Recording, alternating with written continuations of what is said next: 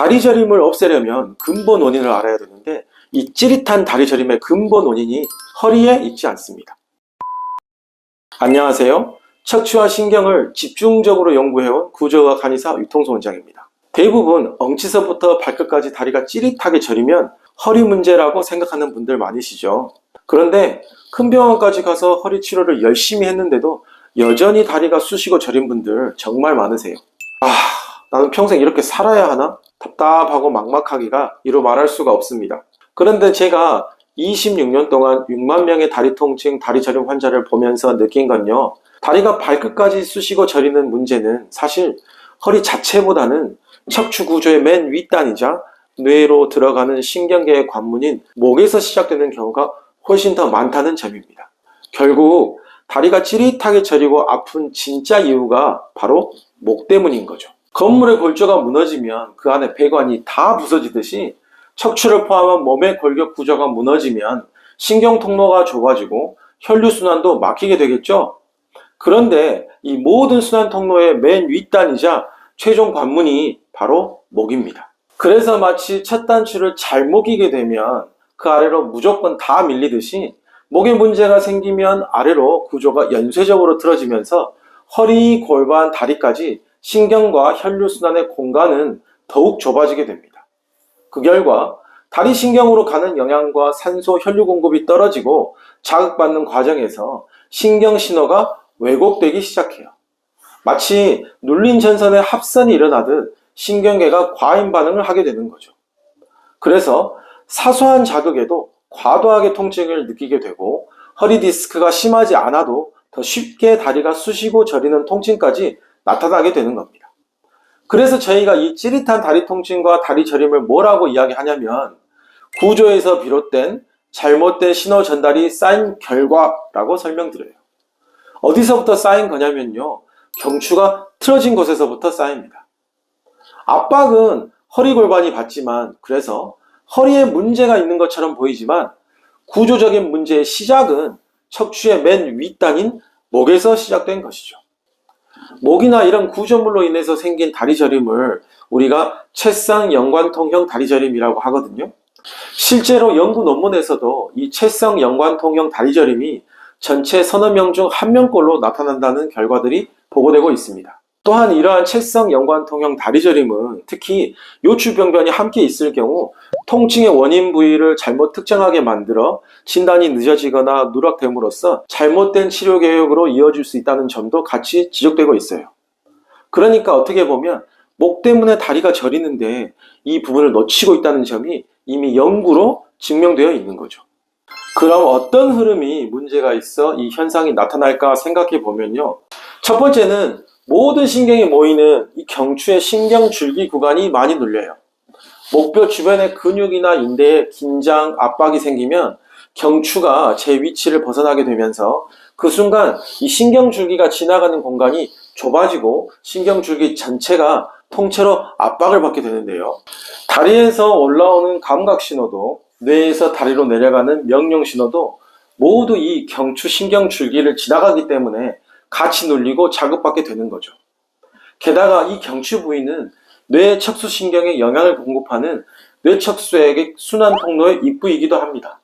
그래서 이곳이 좁아지면 신경에 대한 영양 공급이 떨어지면서 다리로 가는 신경 역시 점점 더 예민해지고 과민해지게 되는 것이죠.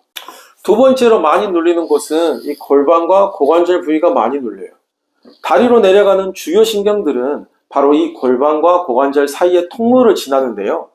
골반이 틀어지면 이 통로가 좁아지면서 신경이 쉽게 눌리고 자극받게 됩니다. 그런데 중요한 건 앞서 말씀드린 것처럼 이 골반의 틀어짐 자체가 목에서 시작된다는 점입니다. 그래서 실제로 임상을 해보면 허리에 문제가 있고 그래서 허리를 치료했지만 좋아지지 않던 분들이 목을 먼저 바로 잡아주고 난 후에 허리 골반까지 자연스럽게 정렬되면서 다리 저림이 사라진 경우가 정말 많았습니다.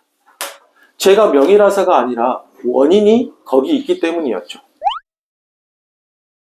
저희가 다리 통증, 다리 저림 문제가 있는 환자분들을 보면요. 허리에도 문제가 있긴 있습니다. 그렇지만 허리를 치료한다고 해서 절대 허리 골반이 자기 위치로 돌아가서 다리 저림이 좋아지지 않습니다. 무조건 다시 틀어지게 돼요. 왜냐하면 목에서 허리 골반을 여전히 틀어주고 있으니까요. 그래서 경추의 정렬을 통해 허리, 골반, 다리로 이어지는 구조적 긴장을 풀어줘야 합니다. 그 경추의 정렬과 압박을 풀어주는 것이 바로 골타요법과 복합 경추 교정이에요. 그래서 환자분들이 오면 원장님, 저는 다리가 아파서 왔는데 왜 이렇게 목 이야기만 하세요? 이래요. 목을 강조하는 이유는 척추의 첫 단추인 목을 제대로 잡아줘야 척추가 다시 바르게 정렬될 수 있기 때문입니다. 그래야 허리, 골반, 다리로 이어지는 구조적 긴장이 풀리고 공간이 열리면서 잘못된 신경 자극이 줄어들기 때문이에요. 철근을 다시 바로 세운다 생각하시면 좋습니다. 기둥을 정확하게 바로 세우고 난 다음에는 무너지지 않도록 굳어진 근육들까지 풀어줘야 합니다. 유착 분리 덧침이나 침 치료를 통해 타이트해진 근육들을 이완시켜서 2차적으로 가해지는 압력까지 해결해 주는 거죠. 그래서 다리 저리면은 경추 복합 교정, 골타요법, 덧침 치료 이 세 가지를 모두 사용하게 됩니다.